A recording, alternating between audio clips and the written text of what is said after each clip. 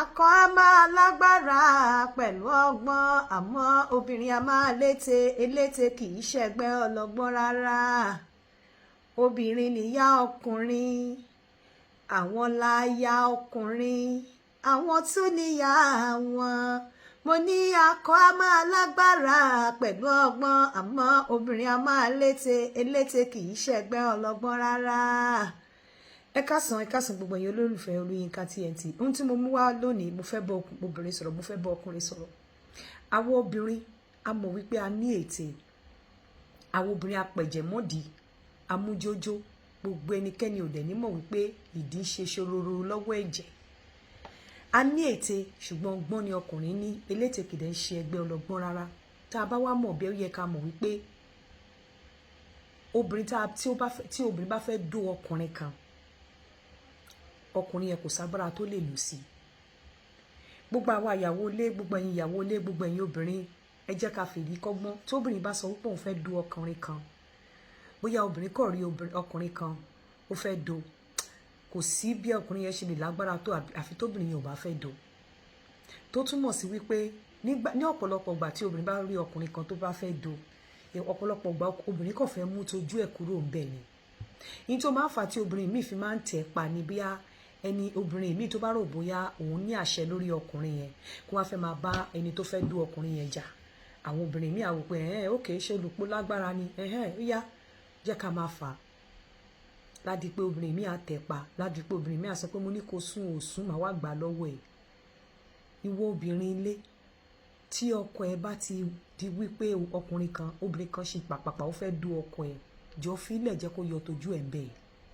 Nítorí tí obìnrin kan bá ti sọjú lọ́kùnrin kan pé ó fẹ́ dó, ó ti gbà wípé okó tó wà lábẹ́ ọkùnrin yẹn nígbà yẹn ilẹ̀ ìlérí ẹ̀ ni. Bí ò bá dẹ̀ tí ì dé ilẹ̀ ìlérí yẹn, ara ẹ̀ ò ní wálẹ̀. Ìgbà míì gan ẹ máa rí obìnrin míì, ẹ mọ̀ pé ó fẹ́ dó ọkùnrin, ẹ mọ̀ pé tí ọkùnrin yẹn ò bá dó ní time tó fẹ́ dó yẹn, ó lè kú. Níbo ṣe máa nífẹ̀ẹ́ ọkùnrin yẹn sí. Tí ọkùnrin yẹn ò bá dó obìnrin yẹn, ó lè kú, ó lè ṣàìsàn. Ìwọ wà wá sọ pé torí pé ó jẹ́ ìyàwó ilé, ó ṣàyàgbàgbà, òun ló máa ń fà tí àwọn obìnrin míì máa ń lọ extra mile tá fẹ́ ba tiẹ̀ jẹ́.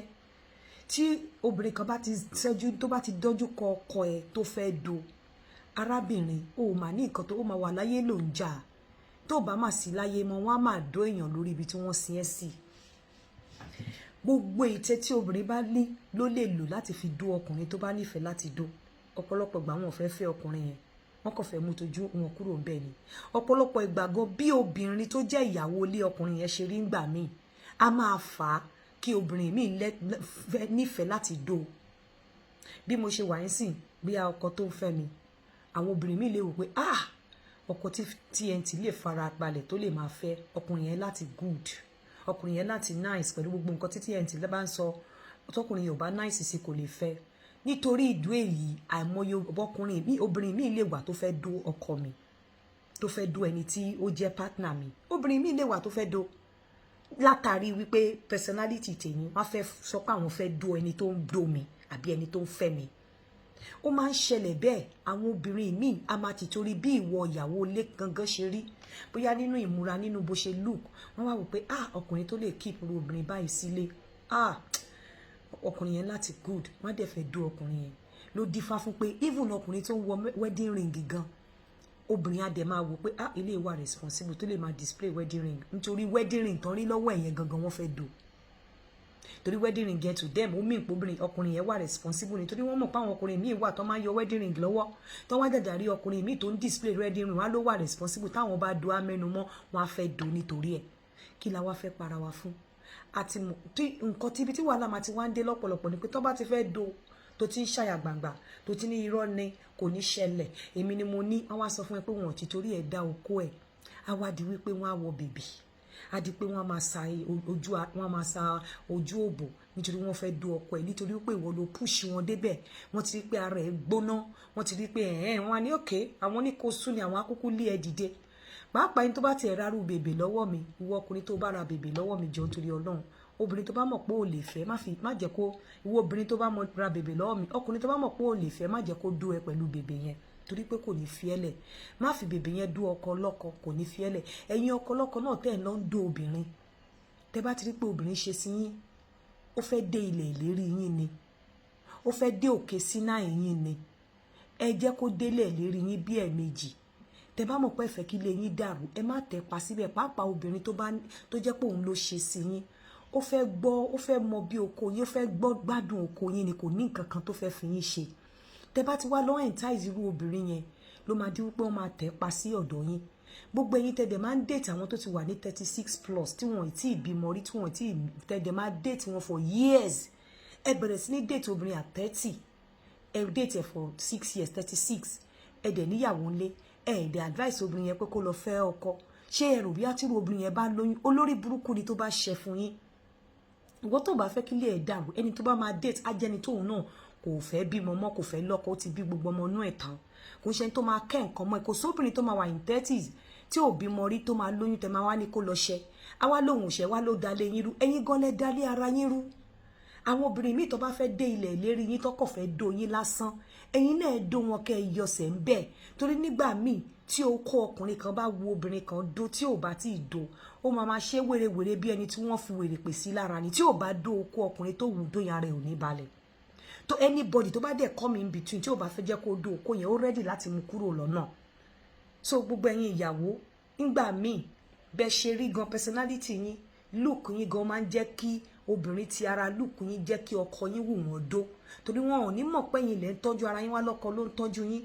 Wọ́n á ní ọkàn yín balẹ̀ lẹ ṣe rí bẹ́ẹ̀, wọ́n á wá fẹ́ dó irú okó tó fi yín lọ́kàn balẹ̀ yẹn. Wọn ò ní nǹkan fẹ́ fi ṣe, wọ́n kàn fẹ́ dó ni. Obìnrin mi àkọ́rí ọkùnrin mi pé kó kàn fọwọ́ kan kó dó ni. Nígbà tẹ́ bá ti ń ṣe gbẹgbẹgbẹgbẹ, tẹ́ ti ń di pé èmi ni mo lóko, ìgbà yẹn náà mo wá bá yín fa wàhálà, èmi tí yín gan wà ní save. So ní ọ̀pọ̀lọpọ̀ ìgbà, ẹ jẹ́ ká máa ṣe sùúrù. Ẹ jẹ́ ká máa ṣe sùúrù. Submissiveness. Èmi ò ní kóbìnrin má wà submissive. Religion wọ́n ti fi ba ìgbésí ayé wa jẹ́. Nígbà tó jẹ́ pé tó bá máa preach, ọkọ ló lórí aya, woman be submissive to your husband, kíní kan. Ẹ jọ̀ọ́ nítorí Ọlọ́run. Bí obìnrin ṣe máa wà submissive, ó yẹ kí ọkùnrin náà wà submissive.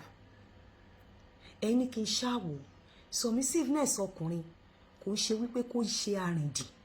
Submissiveness ọkùnrin kò ń ṣe pé kó di dìdìrìn fún ìyàwó. But ọkùnrin láti lè gbé ara ẹ̀ débi wípé tí ó máa lè jẹ́ kí obìnrin feel stupid àbí kó feel guilty ní tó bá ṣẹ̀wọ̀n. Tẹ́ bá fẹ́ obìnrin tó ní very strong personality, tó ní personality ọkùnrin, bóyá tó jẹ́ pé ó ń ṣe nǹkan fún rẹ̀ tó wò pé kò sí nǹkan tọkùnrin fẹ́ ṣe tí mi ò lè ṣe, tó dẹ̀ ní tó strong. Ẹ̀yin ọkùnrin náà ẹ máa ní láti soft pẹ̀lú irú obìnrin yẹn. Kò wá mí pé ẹ̀yin náà gọ̀. Ẹ̀yin náà láti wà submissive.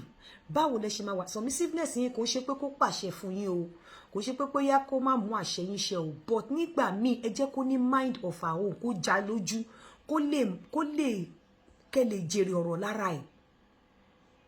Ó máa ń da tẹ́ ẹ bá jèrè ọ̀rọ̀ lára obìnrin, ó máa ń jẹ́ kóbìnrin tún wà submissive without being forced.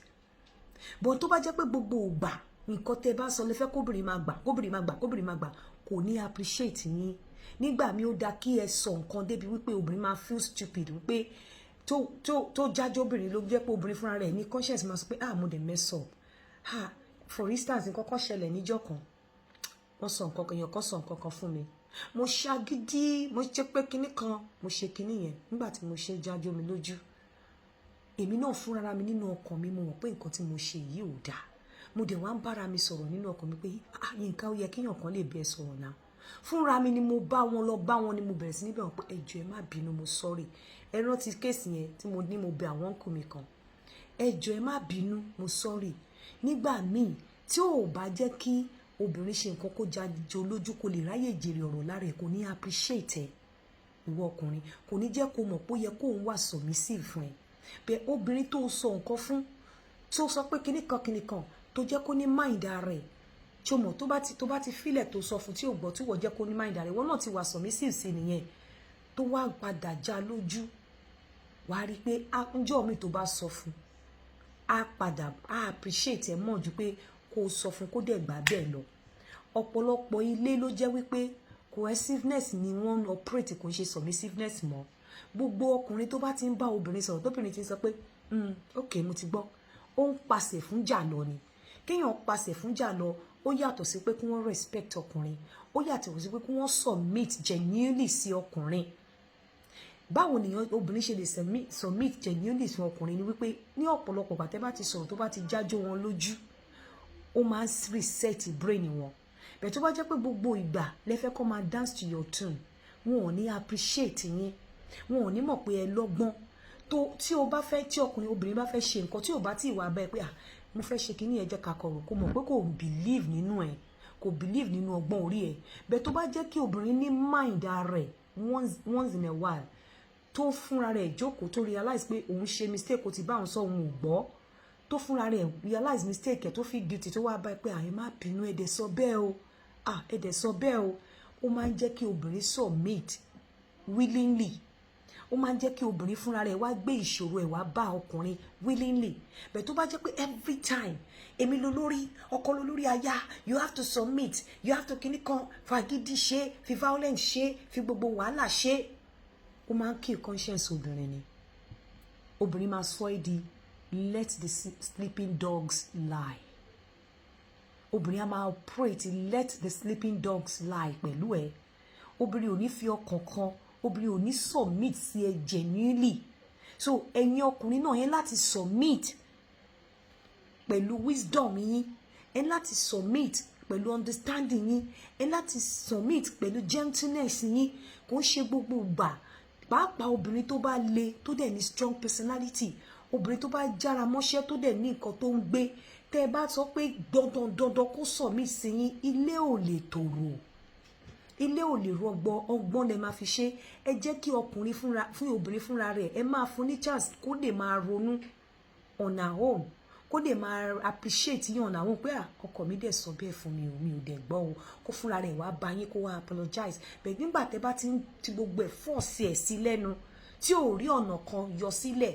láti jẹ́ pé ní ọ̀pọ̀lọpọ̀ ìgbà ẹ máa gbìyànjú láti jèrè ọ̀rọ̀ lára ìyàwó yín ó máa ń jẹ́ kí wọ́n submit fún yín willingly ẹ má gbàgbé pé ẹni tẹ́ ẹ fẹ́ ó ti spend some years lórí ilẹ̀ alààyè kó tó di pé ẹ fẹ́ ra yín ẹ má gbàgbé pé obìnrin tẹ́ ẹ fẹ́ entity lòun náà ẹ má gbàgbé pé òun náà ní ọpọlọ ó ní nǹkan tó ń rò kó tó wá bá yín ìyàwó bọ̀ ní ọ̀pọ̀lọpọ̀ ìgbà tí submissiveness ti yín bá jẹ́ wípé àfipá ṣe òun láti ṣe òun láti mọ̀ pé ìyàwó ọkọ ni mí obìnrin ò ní appreciate yín obìnrin ò ní respect yín tẹ́ ẹ bá rọ́rọ̀ jẹ ẹ bá rẹ́rí ọ̀rọ̀ jẹ lára obìnrin tí ẹ bá ti sọ̀rọ̀ kó já obìnrin lójú kó rí wípé yes ọkọ mi dẹ̀ ti sọ ṣùgbọ́n já mi lójú kò ní submit kò ní realize pé ọkùnrin ni yín but díẹ̀díẹ̀ ọgbọ́n ni submissiveness tọkùnrin gentleness ni submissiveness ọkùnrin understanding ni submissiveness ọkùnrin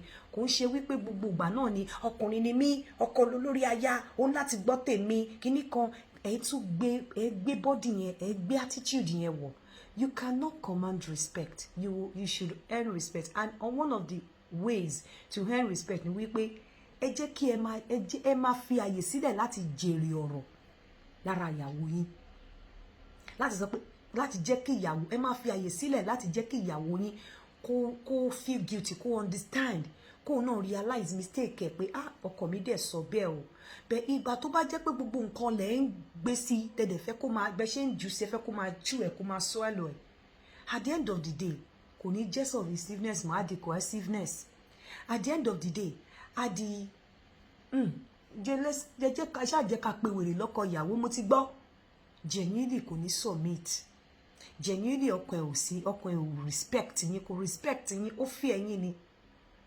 but ẹ jẹ́ ẹ hand respect nípa ìwà yín two wrongs can never make a right tẹ́ bá ń bóbìnrin sọ̀rọ̀ tóbìnrin bá jagídí kíníkan ẹ̀yin ẹrù ẹ wálẹ̀ fún ẹ jẹ́ kó feel stupid nígbà mi ó lè rò pé máa sọ̀rọ̀ ẹ máa jà á dẹ̀ rí pé ibi tó ń fojú sí ọ̀nà ògbàbẹ̀ irú nǹkan báyìí ó máa ń jẹ́ kí ọkùnrin ní iyì lọ́wọ́ obìnrin ni bẹ́ẹ̀ gbogbo ọkùnrin tí obìnrin bá ti ń sọ̀rọ̀ tó ń fún lésì gbogbo ọkùnrin tí obìnrin bá ti ń sọ̀rọ̀ tó ṣàfẹ́ sọ pé sẹ́tẹ̀ mi ló máa ṣẹ ó máa ń jẹ́ kí ọkùnrin lose respect níwájú obìnrin honestly so submissiveness obìnrin ọkùnrin ló lè jẹ́ kí obìnrin achieve ẹ̀ nínú ọ̀nà tẹ́ ẹ bá fi gbé ìgbà pẹ̀lú ọkọ yín pẹ̀lú ìyàwó yín ó máa respect yín the respect will flow naturally láì jẹ́ pé bóyá ẹ rà á mo ń sọ fún yín o and I'm talking to you from experience honestly tí n bá rí mi kì í sọ.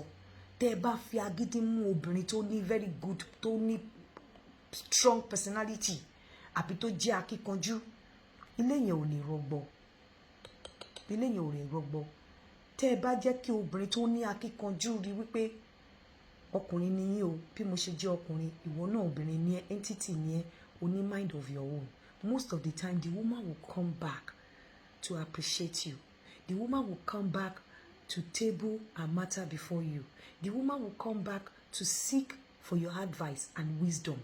But when a woman starts to see you, pé wà relevant, kò sí nǹkan tẹ́ lè sọ tó lè jẹ́ ẹ̀yin lè máa, ó mì pé submissiveness yẹn ó rubbish. But the best way to make a woman come back to you, láti seek advice ni wípé ẹ jẹ́ kí ẹ máa fi àyè lẹ̀ láti jèrè ọ̀rọ̀ lára ẹ̀. Pé ọkọ mi dẹ̀ sọ fún mi o, ṣùgbọ́n mi ò gbọ́ o. Ẹ rí pé láti tó nígbà tó bá já lójú lẹ́ẹ̀kan lẹ́ẹ̀kejì ẹlẹ́ẹ̀kẹta bí ò bá sọ fi lọ̀ yín àbí tẹ́ bá sọ pé ṣe nǹkan báyìí á lè appreciate yín. Ẹ má gbàgbé o, ẹ̀yin oníbèbè, ẹ jọ̀ọ́ ẹni tí ò bá lẹ́mi okó má ra bèbè lọ́wọ́ mi. Má lo bèbè fẹ́ni tó bá mọ̀ pé ò lè fẹ́ o. Mo fi Ọlọ́run ọba bẹ̀ o, àní dẹ́bọrú bí o. Ọkùnrin tó bá mọ̀ pé ò lè fẹ́ àbí tí ò bá kí n ṣọkọ, má ra bèbè, má lo bèbè sídìí fún o.